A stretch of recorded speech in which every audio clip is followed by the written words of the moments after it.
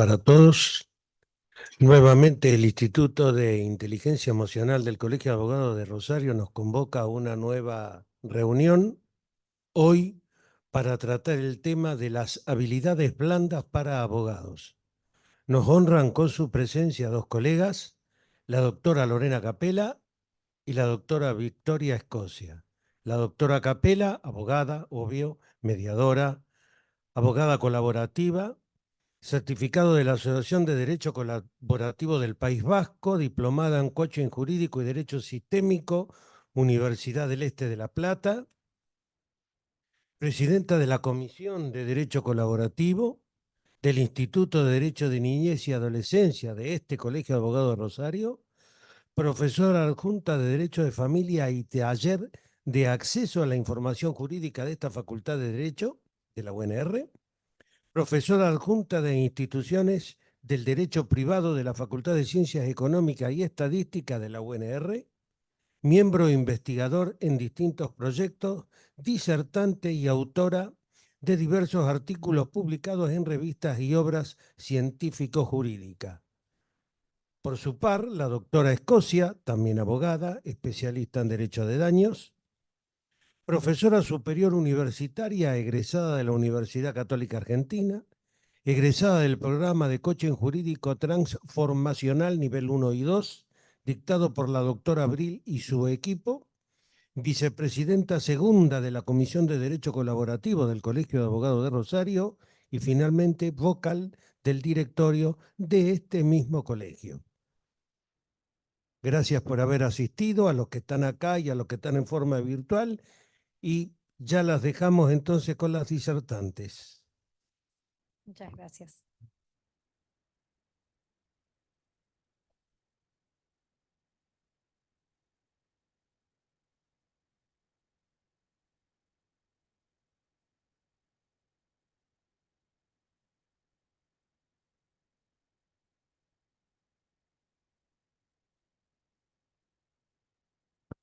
Ahora sí. Sí. Nuevamente, buenas tardes a todos, a los que se encuentran hoy presencialmente y también a los que están vía Zoom. Agradecer al Instituto de Educación e Inteligencia Emocional por esta convocatoria, por empezar a trabajar conjuntamente en tantos temas que nos aunan. Y entiendo que esta va a ser una de las tantas actividades que van a dar inicio a una serie de trabajo conjunto entre ambas instituciones. Hoy nos toca hablar de habilidades blandas para abogados.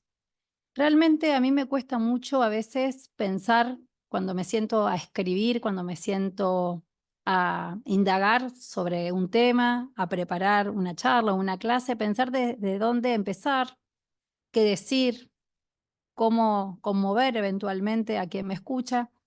Y voy a pedir perdón a algunos que ya me han escuchado en otras oportunidades, porque hoy pensaba que este tema no podía ser una de esas cuestiones en las cuales se pasase por alto un fragmento de la sentencia del juez de familia de Villa Constitución, el doctor Oscar Davini, que ya estuvimos analizando y viendo en algún encuentro anterior. Me pareció que este fragmento de esta sentencia es realmente apropiado para la jornada del día de hoy, porque nos lleva justamente a ver este tema de las habilidades blandas con las cuales debemos contar todos y todas las abogadas.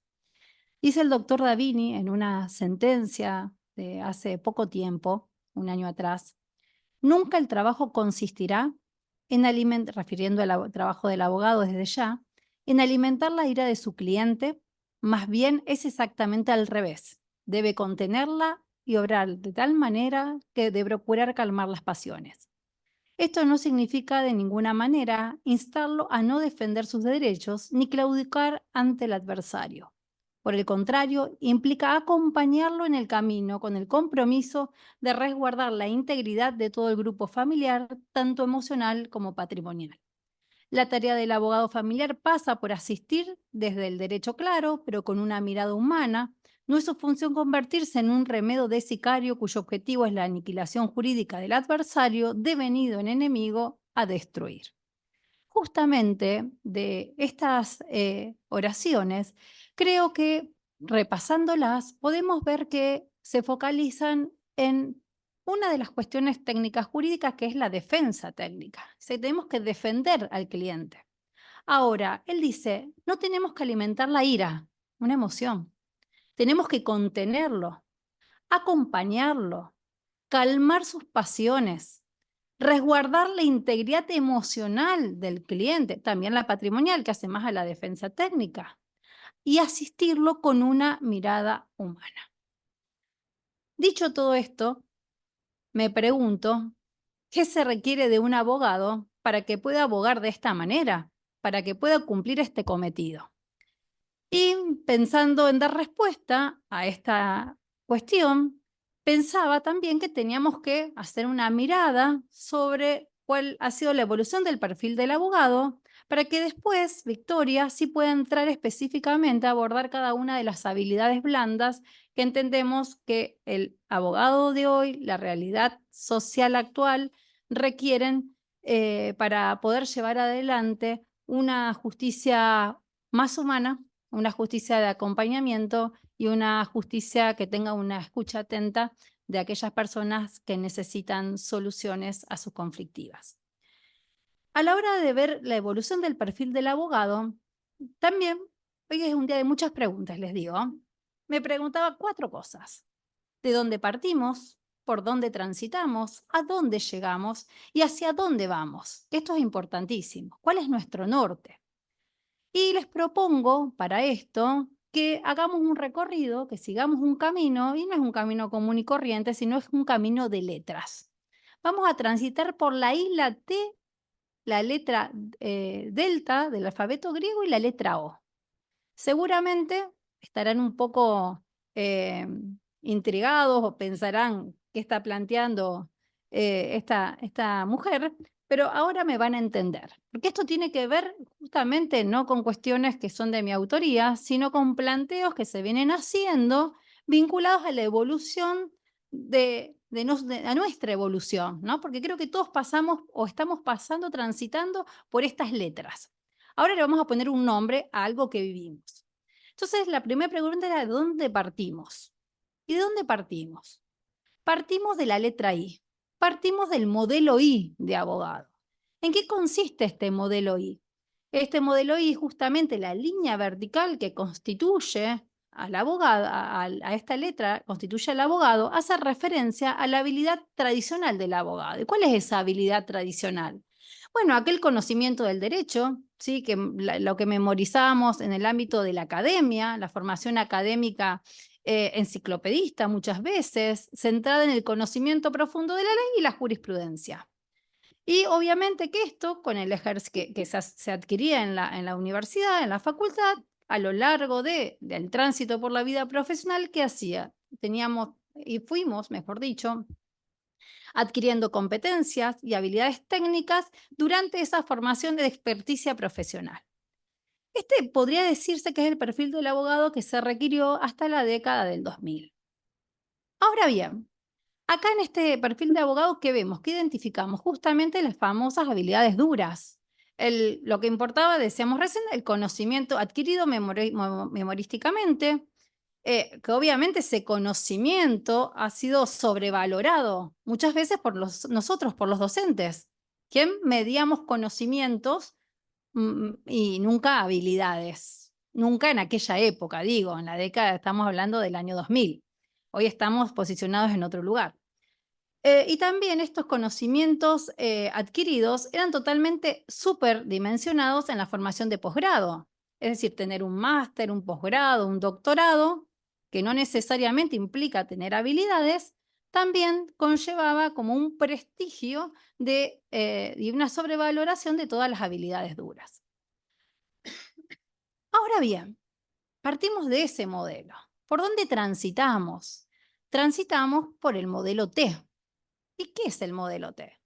El modelo T es el perfil de abogado que fue requerido también en la década del 2000, pero a partir del año 2007.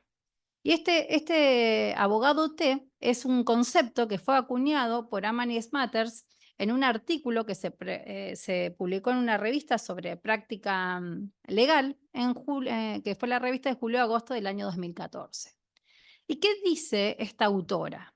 Que en esa T justamente identificamos la pata de la T que casualmente se espeja con la I, con el modelo I, que son todos aquellos conocimientos adquiridos en las facultades y las habilidades técnicas legales, es decir, la capacitación disciplinar, podríamos decir. Pero que se le suma la línea horizontal que complementa la T y que acá empieza a reflejar las áreas de las tecnologías y los cambios de flujo de trabajo que forman parte también de la actividad de los abogados. Y acá, para esta época, tiene mucha importancia todo lo vinculado a la tecnología legal, el legal tech, el uso de la tecnología, los software, el ofrecer los servicios jurídicos a través de estas tecnologías. Pensar también en que los abogados también tenemos que saber sobre análisis de datos, gestión de proyectos, saber utilizar las herramientas comerciales. Hoy por hoy muchos estudios jurídicos se presentan como verdaderas empresas. Es decir, que ya ese conocimiento teórico no era suficiente. Y lo ampliamos hacia estas otras cuestiones que vienen a complementar nuestro hacer profesional, pero con conocimientos que pertenecen a otras disciplinas. En este caso, decíamos el tema tecnológico. Tema tecnológico que se súper profundizó su necesidad, lógicamente, tiempo después, como consecuencia de la pandemia y el impacto que esto tiene en el ejercicio de la profesión. Ah, perdón. Perdón. La gente de Zoom lo está. Perdón.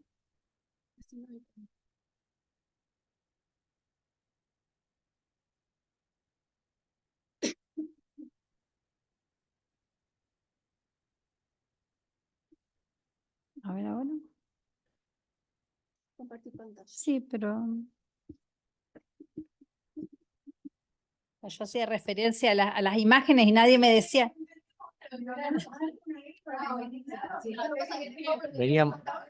Venía bien didáctico. Ahora sí. Bien, y ahora esto lo achicamos, total. Lo hacemos más. Y acá vamos a ver.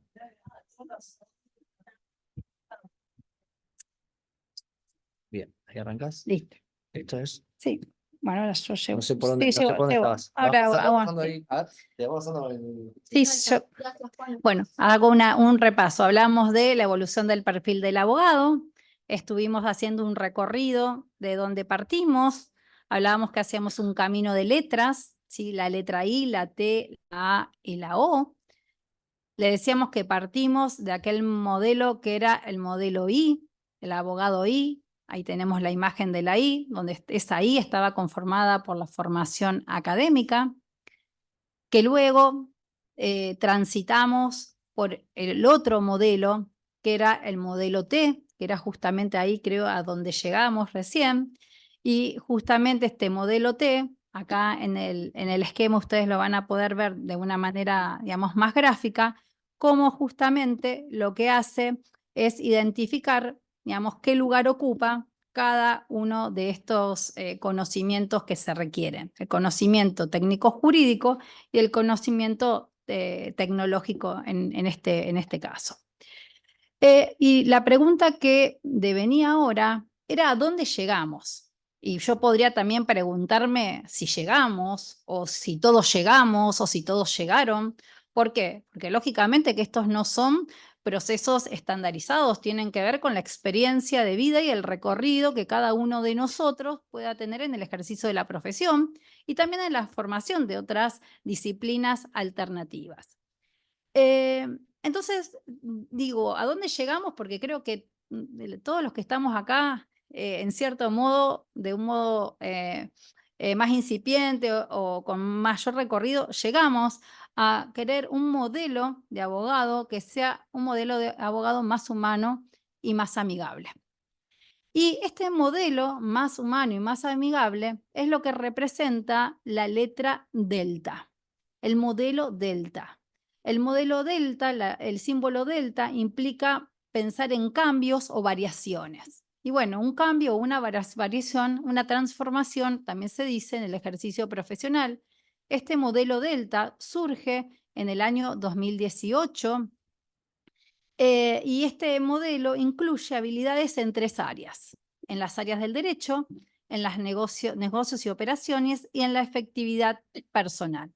Concretamente, este es el esquema que traen los autores respecto al modelo Delta, donde vemos cómo se triangula justamente el tema del derecho en sí mismo y va acompañado de lo que es el proceso, que es el negocio y las operaciones, y también las habilidades de eficacia personal que se vinculan a los sujetos. Yo, teniendo en cuenta el tiempo que tenemos, focalicé en esto de las habilidades de eficacia personal.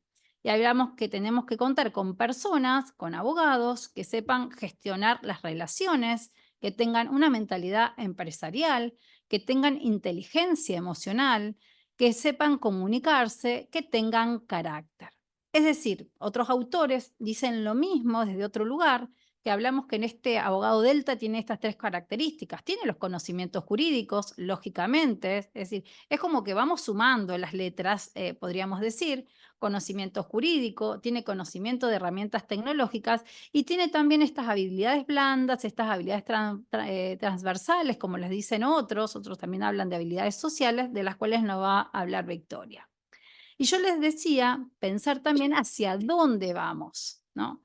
El pensar hacia dónde vamos nos implica también, desde el punto de vista teórico, pensar en un modelo.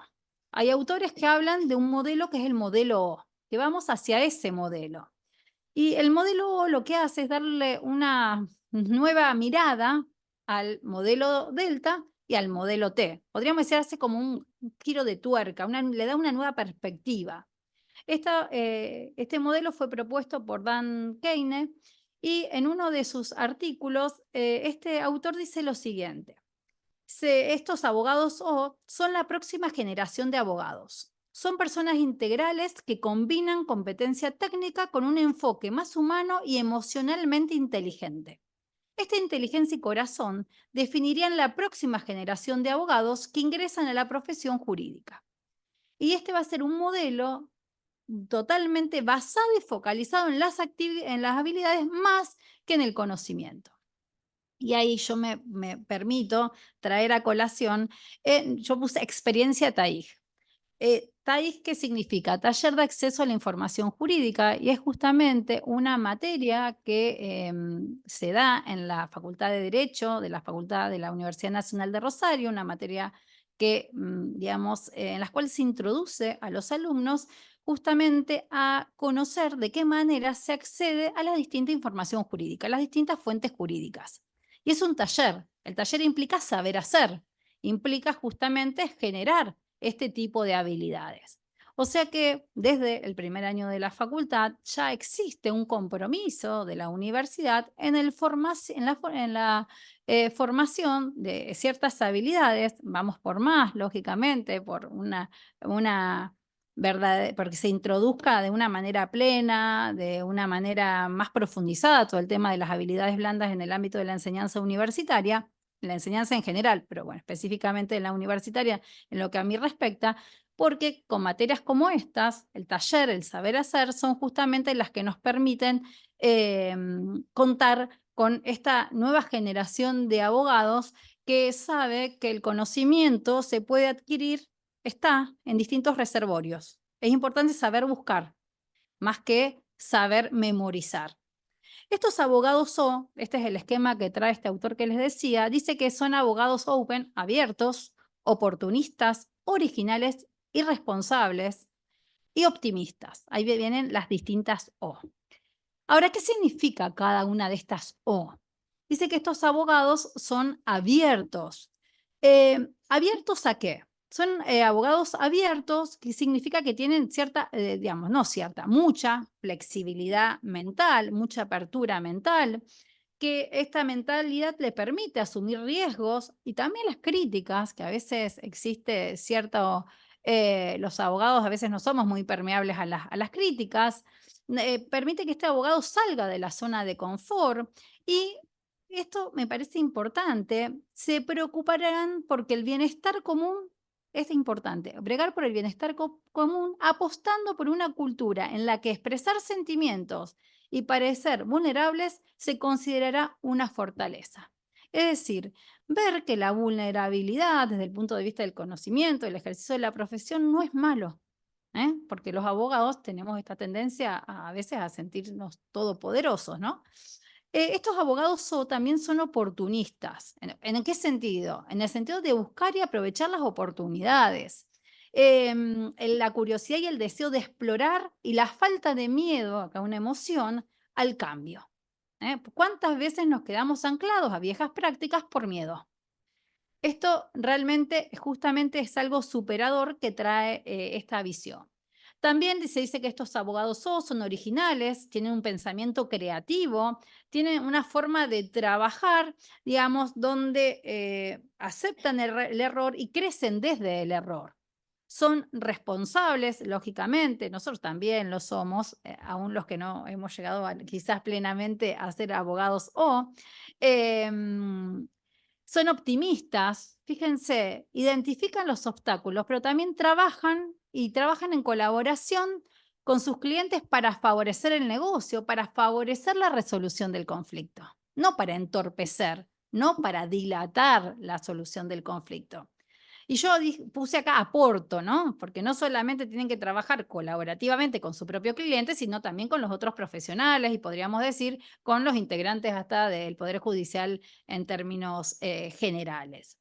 Justamente es esto lo que dice una autora Marrakech, que es la que tradujo este artículo en que trae estos modelos.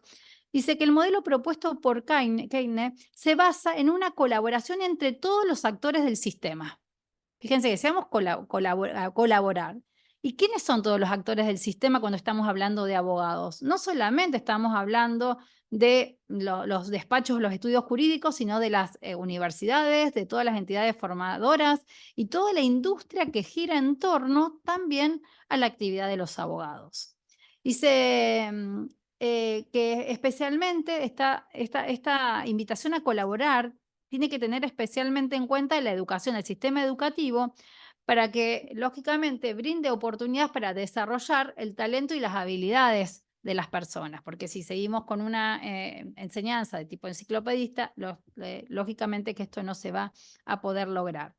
Y bueno, ¿qué decir? Que justamente, ¿por qué necesitamos, ¿no? Todos un abogado que tenga todas estas características? Porque la realidad lo impone.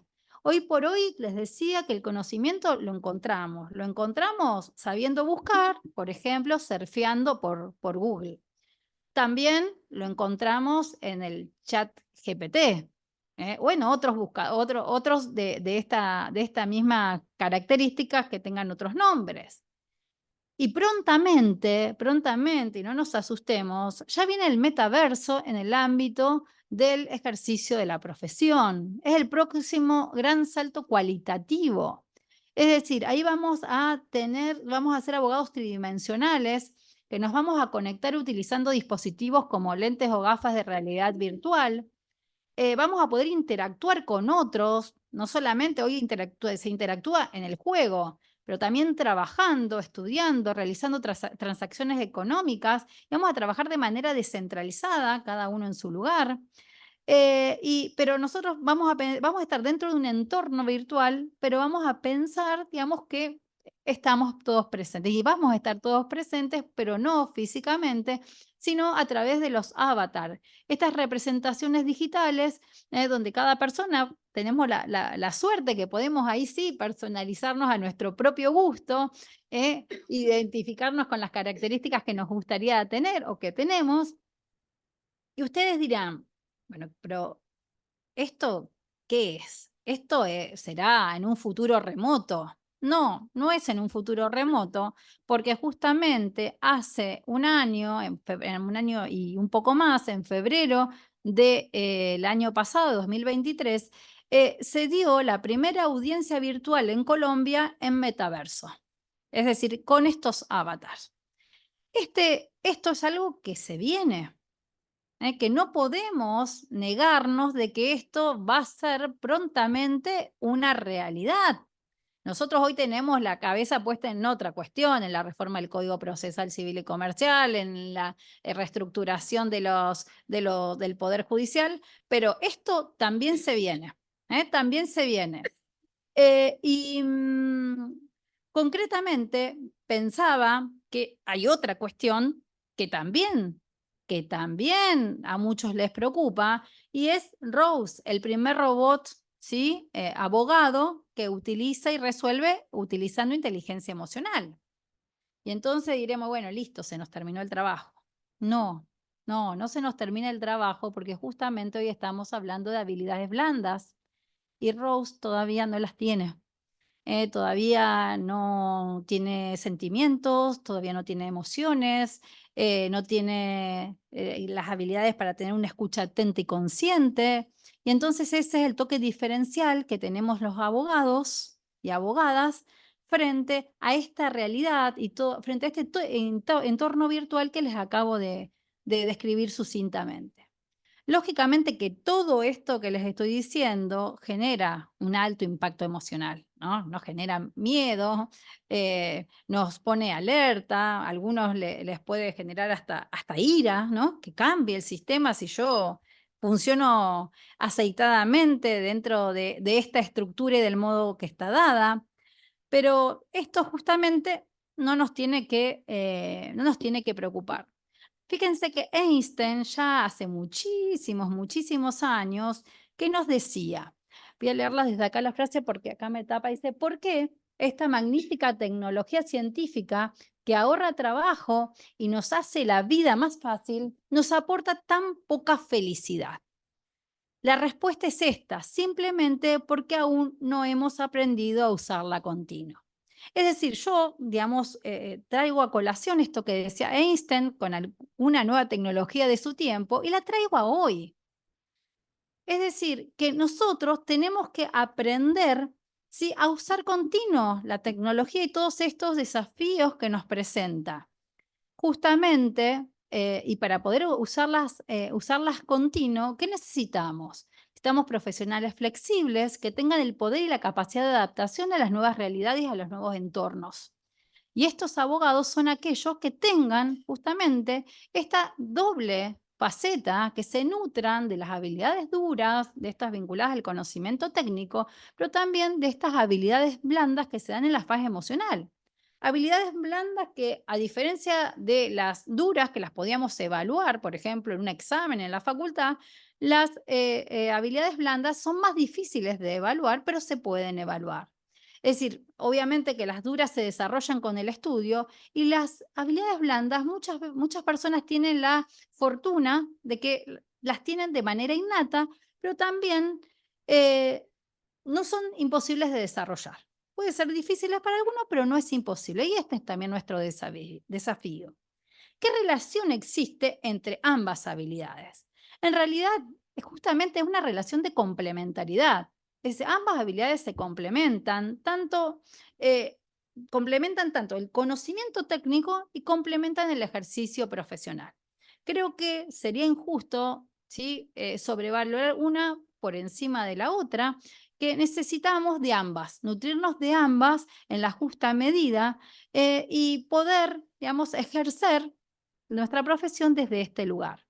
Decía Daniel Goleman, dice, las personas son contratadas por sus habilidades técnicas, las duras, y despedidas por su falta de habilidades emocionales.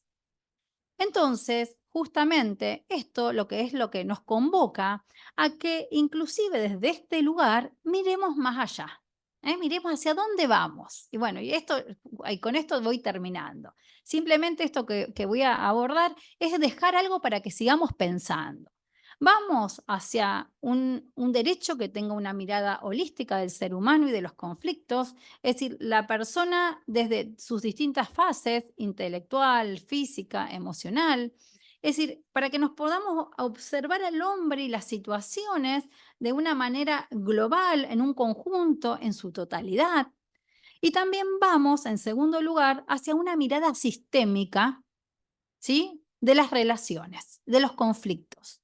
Y ahí ya entramos quizás a un tema que puede ser o no controvertido, el tema del famoso derecho sistémico.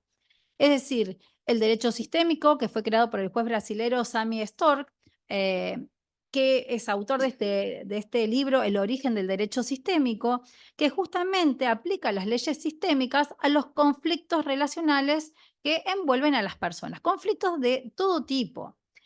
Lógicamente que esta es una teoría, que hoy no es el día para poder desarrollarla en profundidad, pero que apunta a aplicar la teoría de las constelaciones familiares de Bert Hellinger al mundo jurídico.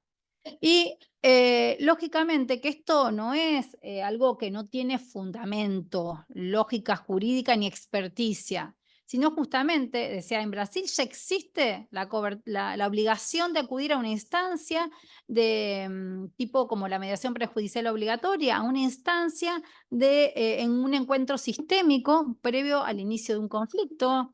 En Portugal, los juzgados de familia y menores que ustedes tienen ahí, Mafra, Barreiro y Lisboa, utilizan en su cuerpo de asesores personas que están formadas en constelaciones familiares. Sería como el equipo interdisciplinario que tenemos nosotros dentro del ámbito del Poder Judicial. En Argentina existen institutos en colegios de abogados de derecho sistémico. Por ejemplo, de primera línea es el Instituto del Colegio de Abogados de Mar del Plata. Para terminar, decir que ya sea abogados, jueces, psicólogos, mediadores, auxiliares de la justicia y todos aquellos que de alguna forma trabajan al servicio de la justicia, deben, me permitiría decir yo, tener una visión humana, holística y sistémica. Porque solamente un abogado con esta visión holística sistema va a poder encontrar una solución muchas veces que aporte una verdadera paz, pero una paz, no una paz formal, una paz en todos los sentidos, ¿no? Y una paz fundamental emocional a las partes que superan la conflictiva. El mayor desafío hoy por hoy está en cada uno de nosotros, pero también es un desafío que queda para la enseñanza del derecho, para las facultades, que tienen que tener un nuevo paradigma educativo, un paradigma que verdaderamente considere las habilidades blandas y considere la inteligencia emocional dentro de sus currículas, porque justamente como vemos en la imagen es una cuestión que tenemos que integrar. Las habilidades duras con estas otras cuestiones que son indispensables y necesarias. ¿Y por qué es así? Porque como dijo Darwin, no es la especie más fuerte la que sobrevive ni la más inteligente, sino la que responde mejor al cambio. El abogado que no responda al cambio eventualmente va a quedar anclado en un paradigma que no da respuesta a los verdaderos problemas que presenta la realidad social. Muchas gracias.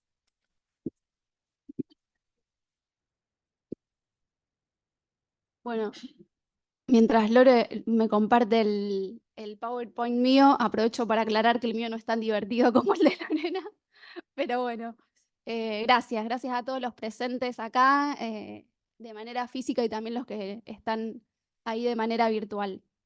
Sí, yo voy arrancando un poco, voy a retomar algunos conceptos que ya nombró Lore.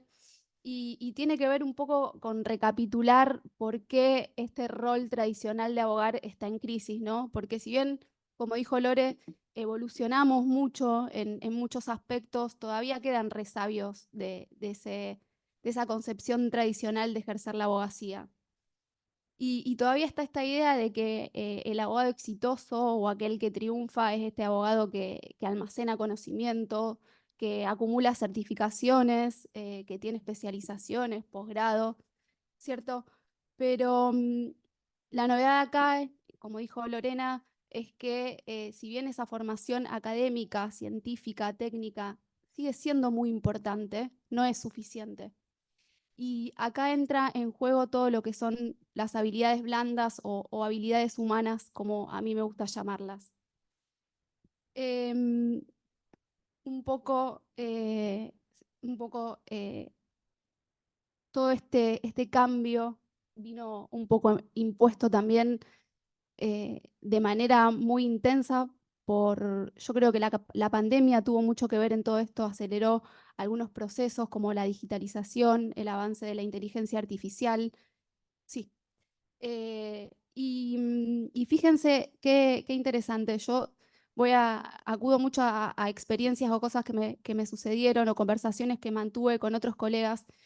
Y un muy amigo mío tiene un puesto muy alto en una de las empresas tecnológicas más importantes del mundo, que es Globant. Y él me contaba que él, estando en el ámbito de la tecnología, no pueden dimensionar o no pueden cuantificar de acá a un año el impacto que va a tener la tecnología. O sea, de acá a una semana, todo lo que es el avance de la inteligencia artificial generativa, no pueden cuantificar ellos, estando en ese campo de acción, el impacto, las consecuencias que esto va a traer. Y yo, mientras hablaba con él, le decía, bueno, o sea, si ustedes que están en esto no pueden prever lo que va a suceder de acá a una semana, ¿qué nos queda a nosotros en el marco del derecho, no? La ley, una ley que a lo mejor salió ayer, hoy como por arte de magia se torna obsoleta.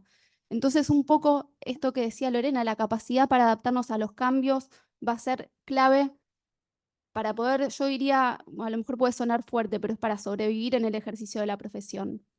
Y acá entran a jugar todo lo que son las habilidades blandas, porque ustedes fíjense, la abogacía, si bien es una profesión que viene de las ciencias sociales, es una materia que está muy apegada a la comprensión netamente intelectual y rígida de los conflictos.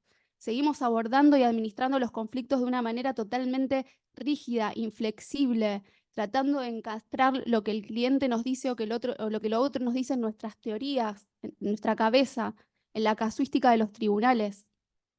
Entonces, estamos tan ensimismados en querer tener la razón que muchas veces nos perdemos la oportunidad de escuchar al cliente de lo que realmente necesita para poder satisfacer sus necesidades, qué subyace atrás del conflicto.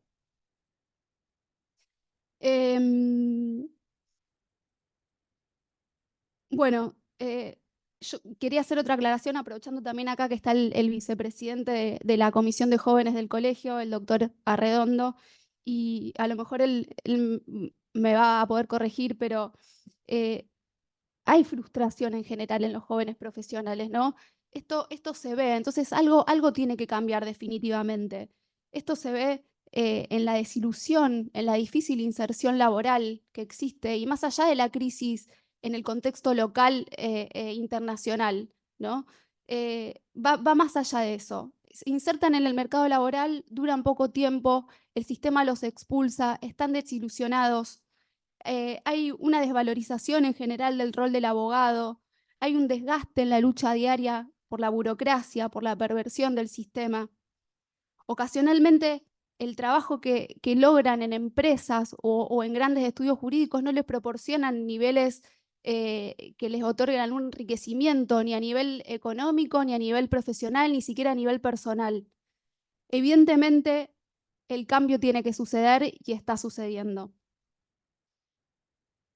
Y en esas nuevas formas que nos están conduciendo en esta evolución de la que habla Lore, hacia un nuevo abogar, me parece a mí que tenemos que encontrar, y es obligación, detectar cuáles son nuestros propios talentos, potenciar las habilidades humanas como complementarias a las habilidades técnico-jurídicas. Hablaba también con otro, por eso digo que voy a nombrar muchas charlas que he tenido con distintos colegas y de distintos lugares del país, y en esta ocasión hablaba con un colega de Mendoza que escribe, ¿no? Y él estaba muy vinculado al ámbito de la gestión estatal, y me decía, fíjate, me dice, porque el rol nuestro es tan importante que a veces lo tenemos tan circunscripto al abordaje del conflicto legal o judicial. Y muchas veces nos perdemos de vista que nuestra función, nuestro rol social es mucho más amplio. Fíjense ustedes cómo intervenimos en la docencia, en la investigación, en el periodismo, en la gestión estatal, en la actividad empresarial. Definitivamente los abogados estamos llamados a recuperar ese protagonismo. Entonces, bueno, en este entrenamiento que necesitamos, yo me tomé el atrevimiento, bueno, es un poco arbitrario porque hay muchísimas habilidades blandas, pero son las que yo considero o consideramos que son las más importantes y es urgente trabajar. Y fundamentalmente estas habilidades tienen que ver con este poder humano que tenemos que recuperar. Es imperioso. Como primera habilidad, la que yo puse, que me parecía la más importante, es la habilidad de la escucha. Es la competencia más importante de la comunicación humana, porque cuando hablamos para ser escuchados. Y los abogados tenemos serias deficiencias para lograr una escucha activa, una presencia real, cuando el otro nos está hablando. Acá, como dice Rafael Echeverría, él tiene un libro, en realidad son varios tomos, pero que está referido a los actos del lenguaje, y en el tomo referido a la escucha, él dice que a través de la escucha, la palabra del otro pone en marcha un complejo proceso interpretativo del oyente. Y acá quiero hacer una distinción. ¿Cómo? Exactamente. O sea, nosotros concebimos a la escucha como un acto pasivo, ¿no? Yo me siento y escucho lo que el otro me está diciendo, pero ese otro activa en mí todo un proceso y un mecanismo mental con el cual yo pongo en actividad un mecanismo en el cual empiezo a interpretar y a crear hasta realidades, ¿no? Porque en base a eso va a ser mi devolución. Y fíjense, porque escuchar no es lo mismo que oír, ¿no? Oír es el proceso biológico. Es lo que yo percibo a través de los sonidos que yo percibo a través de los oídos. Exactamente, pero la escucha es algo mucho más que requiere otro esfuerzo, ¿no? Otra presencia. Entonces, por eso la puse en primer lugar, porque, y acá también puse dos preguntas, y acá también el que quiera aportar es bienvenido. ¿Cuántas veces no terminamos de escuchar, y sobre todo los abogados, no terminamos de escuchar a la otra persona y la interrumpimos? No terminó de desarrollar su idea, el cliente no terminó de decirnos por qué nos viene a consultar o por qué nos viene a visitar, y ya enseguida lo estamos interrumpiendo, intentando nosotros imponerle de alguna manera cuál es el camino que tiene que seguir, qué es lo que tiene que hacer. No, acá carta documento, no, acá iniciamos directamente la demanda. En el caso mío que me dedico al ámbito del seguro, acá esta compañía no te va a responder, directamente no vale la pena insistir. Entonces, hay veces que tenemos que, por no decir todas las veces, hacer ese ejercicio de no interrumpir, de terminar de escuchar, y a veces leer lo que subyace atrás de lo que el cliente, puede ser el cliente o puede ser cualquier persona que intervenga en el ecosistema en el que nosotros intervenimos, termine de dar su idea y después de eso poder entregarles nuestra devolución.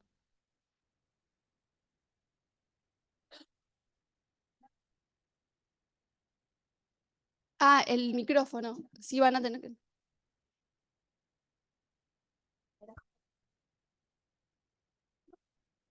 Sí, no hay problema, no hay problema. Era una acotación al Sí. tema.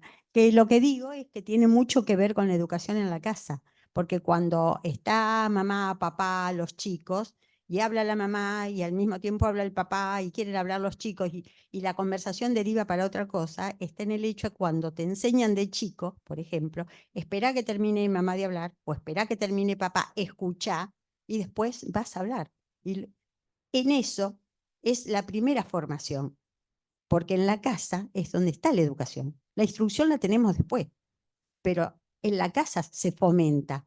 Pero si hablan todos juntos al mismo tiempo, se aprende a no escuchar al otro y a interrumpir cuando el otro está hablando. Entonces, de una conversación que puede ser muy simple en esto, y vamos a hablar, no sé, hablo del programa de televisión que se vio o del dibujito, y terminamos hablando a lo mejor del vecino de enfrente. Entonces, el tema está en enseñarle desde chicos que tiene que aprender a escuchar, no solo oír, porque oímos todo lo que pasa alrededor. Estamos acá y estamos escuchando el ascensor, la puerta, pero escuchar es escuchar con atención.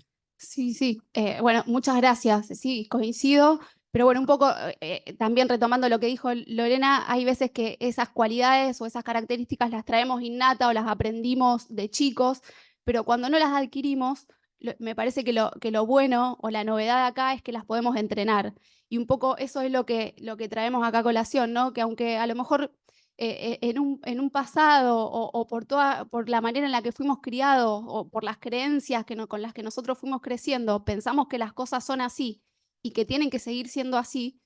Bueno, no, o sea, la novedad esa no es así. Nos podemos reprogramar, nos podemos entrenar y podemos mejorar para que una vez que somos conscientes de que esto no está sucediendo, porque para mí fue una novedad enterarme que no sabía escuchar. ¿eh? Muchas veces yo decía, no, sí, te estoy escuchando. Y de repente era, cuando el cliente me hablaba con una consulta, era anotar y anotar para recabar datos, tener esos datos objetivos y después poder ver con todo eso qué hacía. Pero muchas veces el cliente lo que estaba necesitando era que yo lo escuche de verdad. ¿eh? Entonces, bueno, me parece que la escucha es uno de nuestros grandes desafíos a incorporar. Bueno, lo que les decía recién, ¿qué porcentaje del tiempo estamos realmente escuchando a los demás versus el tiempo que estamos hablando y escuchándonos a nosotros mismos, ¿no? En nuestra cabeza, nuestras conversaciones internas. Mientras el otro me está hablando, yo estoy hablando conmigo misma y no estoy prestando atención a lo que el otro me dice. Para mí, descubrir todo ese universo con el tema de la escucha fue totalmente un hallazgo. Así que bueno, por eso la puse en primer lugar. Les repito, este es un orden de prelación arbitrario mío. Bueno, directamente relacionada con la escucha está la empatía. En la empatía, lo primero que se nos viene a la cabeza, y corríjame si no es así, esto de que la definición de esa empatía que tenemos de ponernos en los zapatos del otro. Y a mí siempre me hizo un poco de ruido esa frase, ¿no? Ponerme en los zapatos del otro, no sé, yo como que, no sé si me voy a poder poner, cuando alguien me cuenta algo, ponerme en sus zapatos, porque o tal vez no lo vivencié de la misma manera lo que me está pasando, no me pasó, esa persona lo experimenta de una manera y yo lo estoy experimentando de otro. Entonces, para mí la empatía es mucho más amplio que ponerme en los zapatos del otro, requiere un esfuerzo mucho mayor que ponerme en el lugar del otro. Es la capacidad, como dice este autor, Marshall Rosenberg, tiene un libro escrito sobre comunicación no violenta, y él la define como la capacidad de identificar y conectarnos con las emociones de los demás, darles la posibilidad de expresarse plenamente antes de centrarnos en buscar soluciones o en satisfacer sus peticiones. O sea, fíjense lo que es la empatía, ¿no? Es esa capacidad de poder decir, y también leí esto de otro autor, que él decía algo así como que es la capacidad de conectarme con el otro a pesar de no estar de acuerdo con lo que él está sintiendo. No sé si se entiende lo que quiero decir, pero yo puedo sentir o puedo advertir de que a lo mejor no estoy de acuerdo de la forma o de la manera que vos lo sentís, pero si vos lo sentís, para mí es válido y te legitimo desde ese lugar. Y acá hay otra frase de Maya Angelou, que es una poeta de origen afroamericana, que un poco resume o sintetiza lo que tiene que ver con la empatía. Y ella dice que la gente muy probablemente va a olvidar lo que vos dijiste alguna vez, va a olvidar lo que vos alguna vez hiciste, pero lo que nunca va a olvidar es cómo la hiciste sentir. Y eso es la empatía, cómo hacemos sentir al otro con respecto a lo que el otro siente.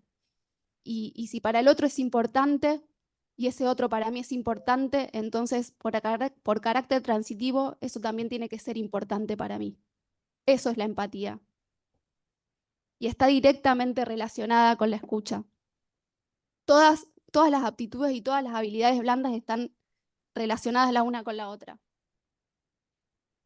Bueno, en tercer lugar, esto para mí también fue buenísimo cuando lo descubrí. Para mí fueron todos descubrimientos, porque cuando descubrí que el lenguaje tenía poder generativo, dije, qué impresionante. ¿Y qué quiere decir esto? Que con el lenguaje, ni más ni menos, creamos realidades.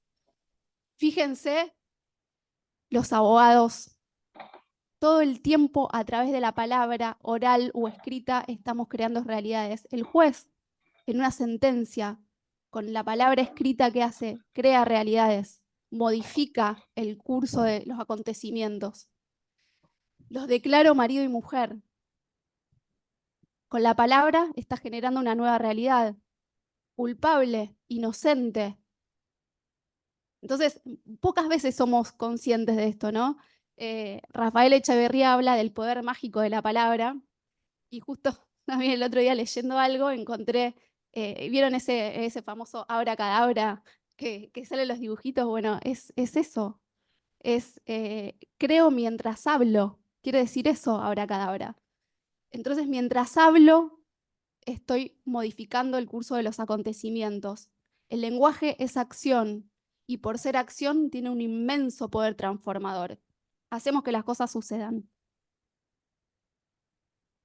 Así que bueno, eso, hacer más consciente de cómo hablamos, lo que decimos, cómo lo decimos. Ese es el poder generativo del lenguaje.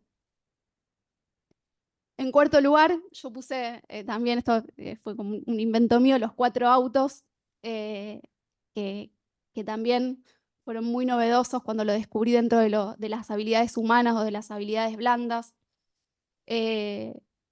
Y son el autoconocimiento, la autogestión, la automotivación y el autoliderazgo.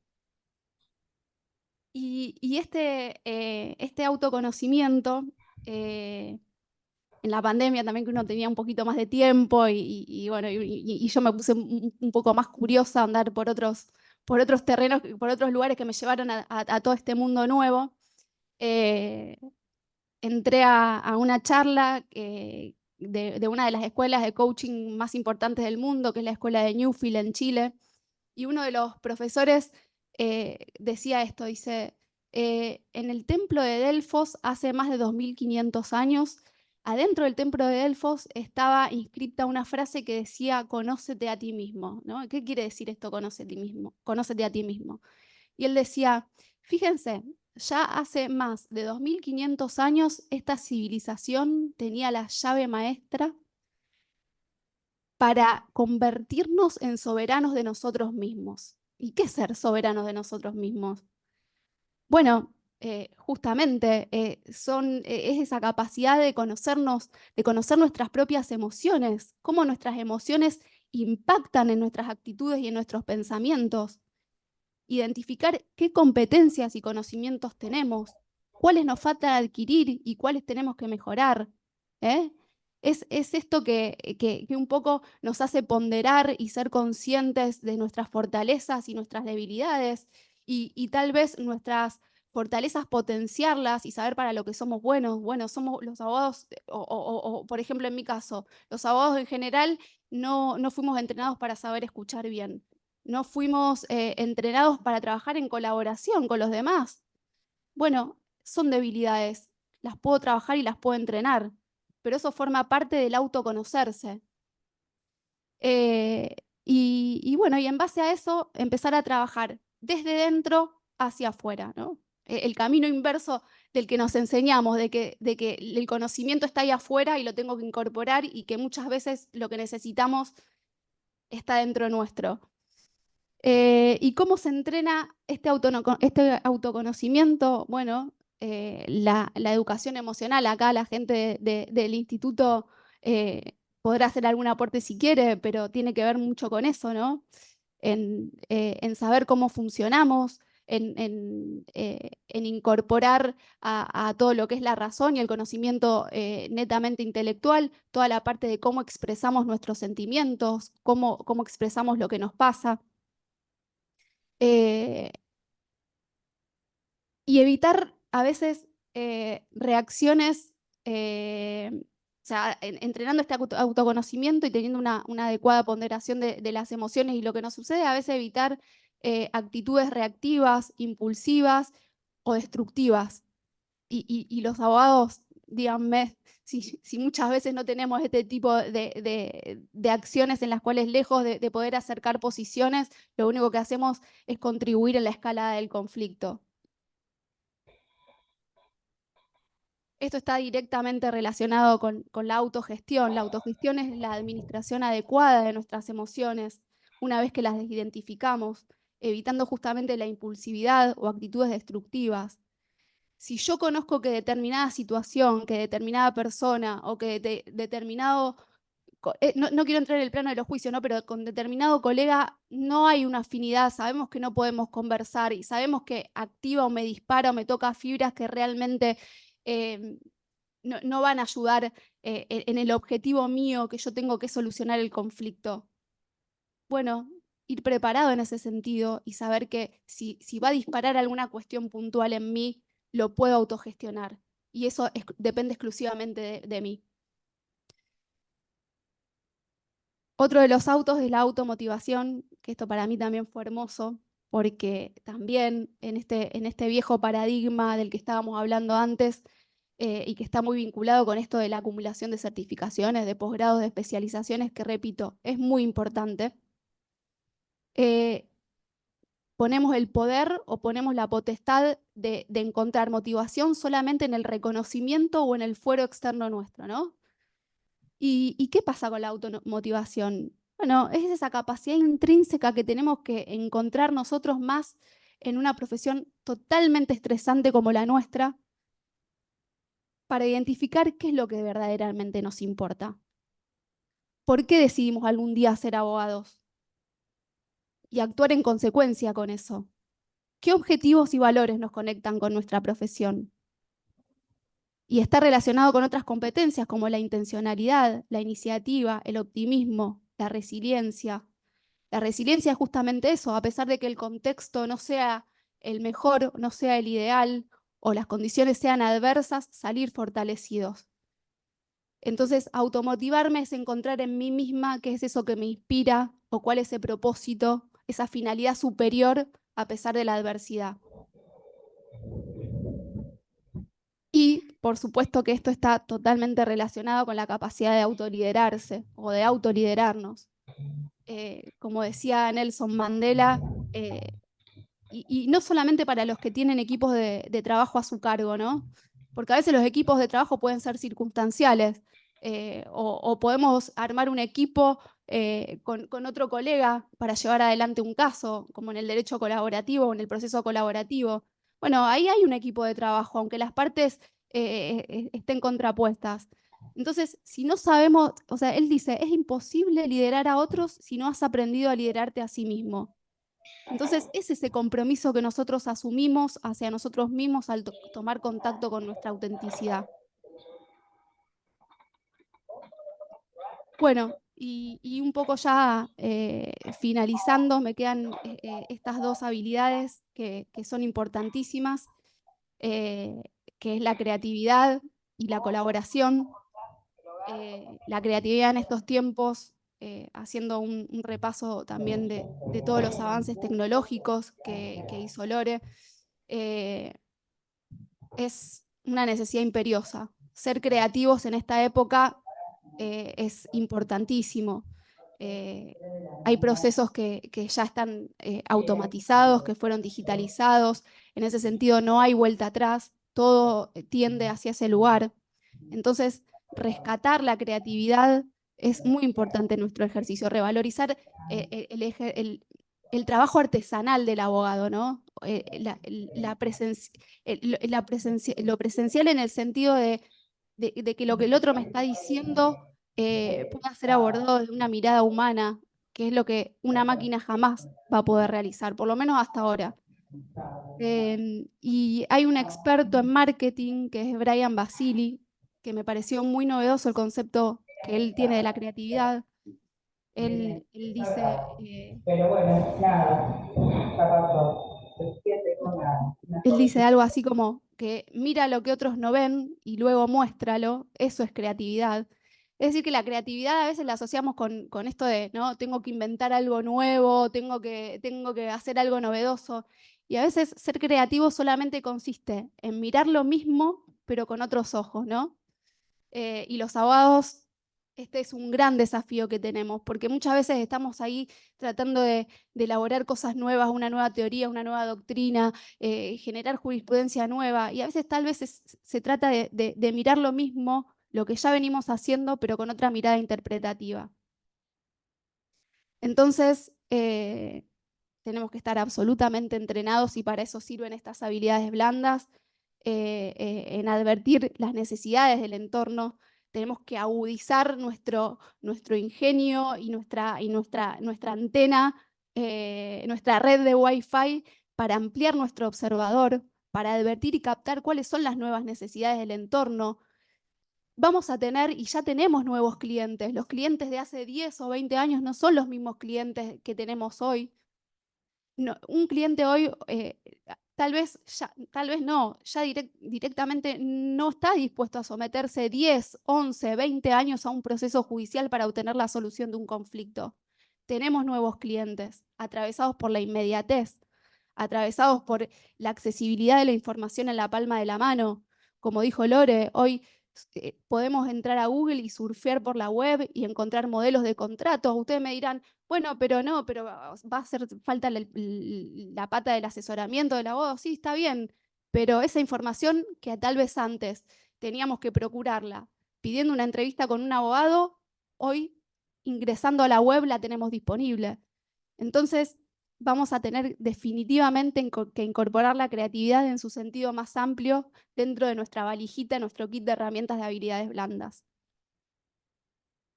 Y por último, y para nosotros un poco como miembros de la Comisión de Derecho Colaborativo, esta habilidad es fundamental y trabajamos en ese sentido, que es la colaboración. Los abogados, vuelvo a insistir con algo que ya dije, no quiero ser repetitiva, pero el concepto de colaboración lo tenemos muy restringido a, bueno, te cubro en una audiencia, bueno, te paso este fallo, te paso este artículo, fíjate por acá. Pero la colaboración es mucho más amplia, ¿eh? La colaboración es la capacidad de poner los intereses recíprocos al servicio del bien común de todas las partes. Eso es colaborar. Y colaborar no solamente significa que yo quiero colaborar con otro, sino que también tengo que ser capaz de aceptar que otro colabore conmigo, que son dos cosas distintas. Porque muchas veces, y yo ahí no quiero ser autorreferencial, pero a mí me pasa de que yo siempre estoy dispuesta por lo general a colaborar con otro, pero me cuesta mucho aceptar que alguien quiera colaborar conmigo. Y no por una cuestión ay, señora, no por una cuestión egocéntrica ni nada que se le parezca, sino es por, bueno, no molesto, bueno, no, deja que lo hago yo lo tomo, yo lo hago. Pero son las dos cosas, ¿eh? Colaborar es estar dispuesto a colaborar con otro, pero aceptar que el otro también puede colaborar conmigo. Y para mí eso es un gran aprendizaje que tenemos que incorporar los abogados.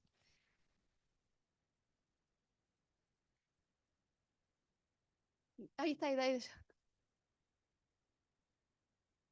Siempre dije que yo soy mucho más grande que ustedes, por lo tanto, la experiencia, pero cuando iba a la facultad, siempre pensé que, por ejemplo, los ingenieros trabajan en equipo, se les enseña a trabajar Exacto. en equipo. A nosotros nos enseñan a trabajar unilateralmente. Solo estamos con un libro, con lo que sea, pero solo. Y resolvemos solo. Bien, mal, aceptamos las consecuencias. Entonces, si bien podemos colaborar con alguien, porque si alguien me pide, yo salgo corriendo a buscar, mira, de esto y lo, pero cuando me toca a mí, y ¿qué me va a decir? A ver si lo que me dice es un disparate, como si yo fuera la gran sabia. Ese es el problema, la falta en la facultad de que nos enseñen a trabajar en equipo. Tal cual. Gracias. La verdad que la felicito a las dos por la exposición primero, el segundo por los conceptos. Pero hay algo fundamental. Si bien a los abogados nos falta algo, ustedes no se olviden que nosotros, a diferencia de los ingenieros, de los médicos, de los arquitectos, tenemos una profesión beligerante. ¿Y qué te dicen en la facultad? No, hay que contradecir. Hay que trabar la litis. Si vos aceptás, lo perdés. Ahí entra a jugar la creatividad para buscar otras formas alternativas o más que adecuadas para Claro, resolver conflictos, porque nosotros tenemos, o sea, nuestra cabeza está totalmente enfocada en que la única manera que podemos administrar o llevar adelante o resolver un conflicto es a través de los tribunales. Y bien, no es así. pero también mucho tiene que ver el Poder Judicial, porque también hay que hablar con ellos para que tengan creatividad, para que tengan permeabilidad a otros conceptos. Tampoco quiero ser autorreferencial, pero en estos días me está tocando vivir una situación muy conflictiva con una persona que si no hay una solución, hasta mañana a las 9 de la mañana, mañana a las 9 de la mañana la desalojan y queda con un chico cuadripléjico, literalmente, se los digo chicas, en la calle. Pero me sorprendió, no voy a decir quién, el juzgado, porque hace 15 días que el juez se ha tomado el, el asunto como si fuera propio y está viendo las posibilidades de que esta mujer pueda ir a vivir pagando un precio muy módico a un lugar donde hay una casita que es en un terreno fiscal. Pero ¿quién le iba a ir a decir a un juez, doctor, tengo la posibilidad de que mi clienta, antes de, para evitar el desalojo, se mude a este lugar, pregunta, no, el título, porque sin el título no podemos derivar el dinero, porque nosotros tenemos que tener la seguridad jurídica, que pito que flauta. Y este hombre y su secretaria han adoptado el criterio de morigerar, por lo menos ahí, esa situación y ver a dónde pueden llegar. Y están moviendo sus contactos personales para tratar de solucionar o de por lo menos morigerar la situación de calle que presuntamente mañana ya sería una realidad. O sea, ¿qué quiero decir con esto? La creatividad tiene que entrar por todas partes. Sí, por supuesto. Y el tribunal fundamentalmente es un obstáculo muy grande a resolver algunas necesidades. No, o sea, por supuesto que, a ver, estamos hablando de que el cambio no va a suceder repentinamente, que esto es un camino que hay que andar, que se trabaja, debe abordarse y trabajarse, como dijo Lorena, desde las universidades. No hay otra opción. Pero también un poco retomando lo que decíamos antes, ¿no? Que no tengamos esas habilidades hoy no quiere decir que no podamos adquirirlas, ¿eh? Y muchas veces el cambio también depende de uno. Por supuesto que uno se va a encontrar con un montón de limitantes y de situaciones que no va a poder controlar. Eso forma parte de la vida misma. Pero sí creo que tenemos mucho por hacer y mucho camino por recorrer, por lo menos para intentarlo, ¿no? Que es un montón. Así que sí, creo que el trabajo es conjunto, digamos, los jueces salieron de las mismas universidades, de las mismas facultades que salimos nosotros, entonces, sin dudas, en esto que hablábamos de la colaboración, creo que es un trabajo de todos y de todas. Allá querían hacer una... Ah, Yo, primero, bueno, felicitarlas, la verdad, muy claro y muy, la verdad, uno es que se nutre, más allá de que lo viene viendo, y coincido con esta mirada y con esta necesidad de adaptarnos, como vos bien dijiste, de sobrevivir a todo lo que ya está inminente, que me sorprende. no solo porque uno tiene hijos adolescentes que te obligatoriamente te meten en la actualidad, y si no, yo coincidía con el doctor en esto de que a veces hasta nos sorprende que un juez, que es una persona, un ser humano, nos sorprende satisfactoriamente que tenga que registre en su función las actividades blandas, las habilidades blandas de las que vos bien referenciaste, con esta cuestión de la empatía, de la escucha, de traducir las necesidades más allá del conflicto. Exacto. Esto que comentaba usted es muy importante, o Sí. sea, ojalá hubiera un bichito de contagio. Yo lo veo mucho, lo vivencio mucho a todo esto en el fuero de familia. Claro. Lore, con vos lo vivenciamos muchísimo y yo creo que hay un cambio, me parece que hay un cambio que se contagia en la manera de abordar el conflicto, en la manera de atender al cliente, de escuchar al cliente. Es totalmente cierto lo que observaste vos, de que no son los mismos clientes. Yo lo veo en familia, no son los mismos clientes. Vienen informados. Ujú. Tenés que tener una escucha activa, es la más importante de todas, para traducir en el momento, para saber escuchar la necesidad con la que vienen y muy, muy importante, nutrirte de estas habilidades para ser un abogado colaborativo, ¿no? Y realmente buscar la solución más adecuada. Depende cada fuero, no son los tiempos Ni todos los clientes son los mismos Exacto, tampoco. exacto, pero que yo no era que pedí la palabra, pero me pareció muy importante lo que Muy. referenciaba el doctor en un fuero que no es tan amigo, digamos, de esta cuestión de la empatía y de ir más allá, ¿no? Eso, Gracias. gracias, ¿no? Gracias a ustedes. Gracias. Allá.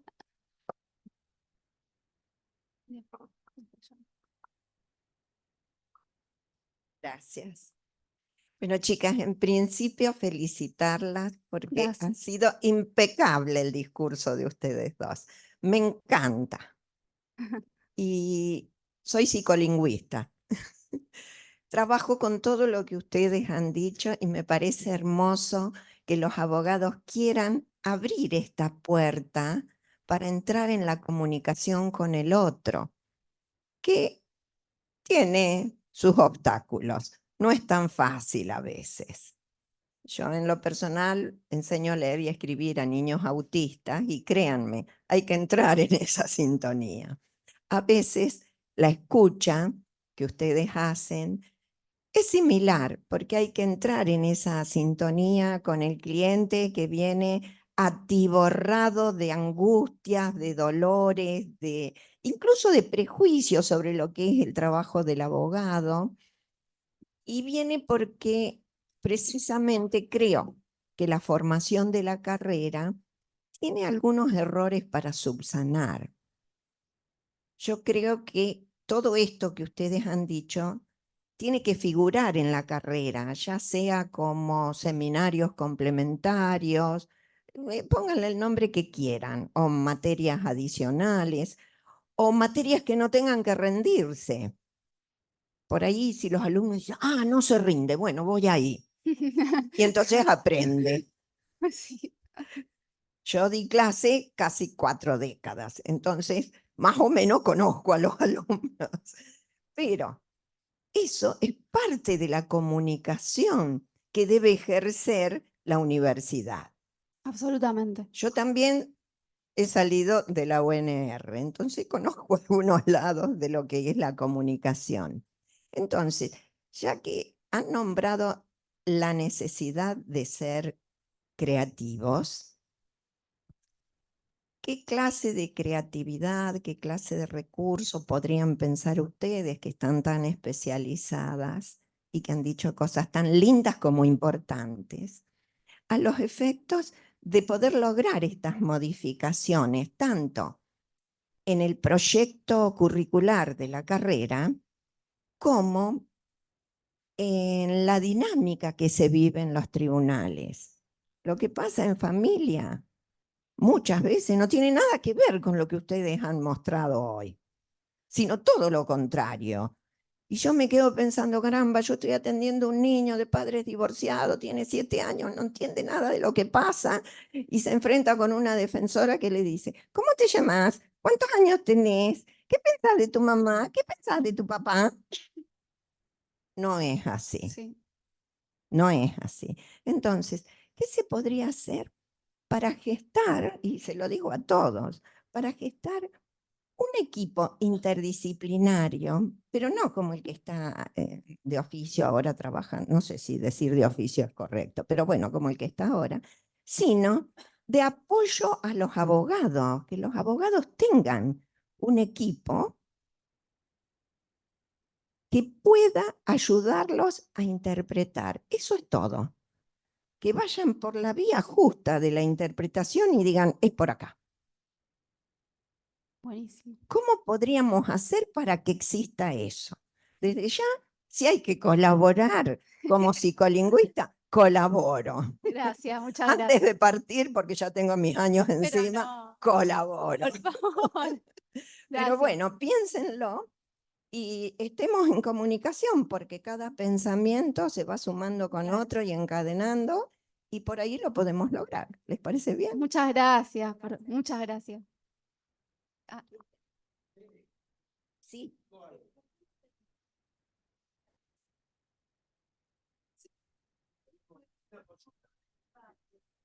No, con esto termino.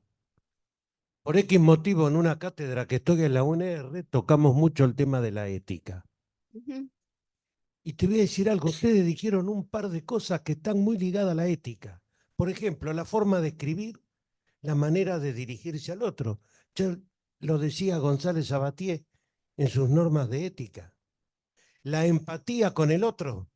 ¿Qué dijo Aristóteles en su Ética a Nicómano? Enojarse con cualquiera es fácil, pero cómo, dónde, cuándo, lo dijo con otra palabra, ¿no? Y de qué manera es lo difícil.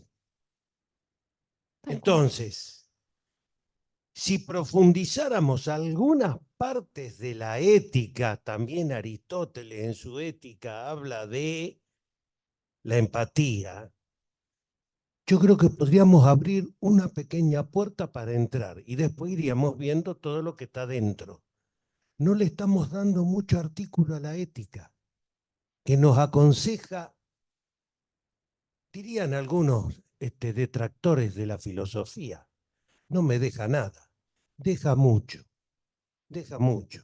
Algunos me llegaron a decir, alumnos, usted, doctor, está hablando de temas que ya están perimidos en esta época, pero tenemos gente que dice, dentro de nuestra profesión, hay que matar a otros que tienen otra profesión, le dicen cualquier cosa al juez, le dicen cualquier cosa al contrario, es que plantean un recurso y dicen, el escrito que presentó fulanito de tal tiene un octanaje muy bajo o tiene un octanaje muy alto.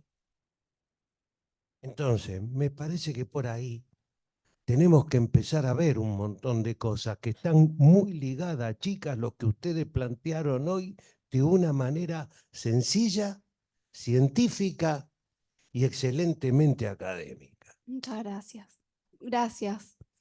Bueno, El debate allá, la doctora, si no me va a no, correr con la alpargata. no pasa nada. Unas breves conclusiones y ya con esto finalizamos, que en definitiva me parece que sintetiza muy bien todo lo que quisimos transmitirles y esperamos que así haya sido.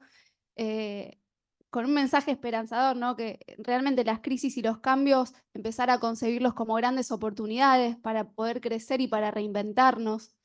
La revalorización del trabajo artesanal y creativo del abogado, esto que muy bien también ustedes lo dijeron. La importancia de la incorporación de las habilidades blandas, que como dijimos, son aquellas que se relacionan con los recursos emocionales y con la expresión de nuestras emociones, e incorporarlas como complementarias y no excluyentes a las habilidades duras o las técnicas o el expertise del abogado, que sigue siendo igual de importante, pero que imperiosamente necesitamos incorporar toda esta parte humana. Y que básicamente tiene que ver como dice ahí, bueno, ya no tengo más el PowerPoint, pero lo estoy leyendo de acá, que es reconectarnos con nuestra humanidad. Solamente así vamos a poder tener un ejercicio de la profesión mucho mejor y con esa paz a la que hacía alusión Lore, y no una paz en el sentido formal, sino una paz en el sentido de que podamos realmente encontrar el propósito común de todas las partes y llevarlo adelante. Así que bueno, muchísimas gracias y esperamos que les haya gustado.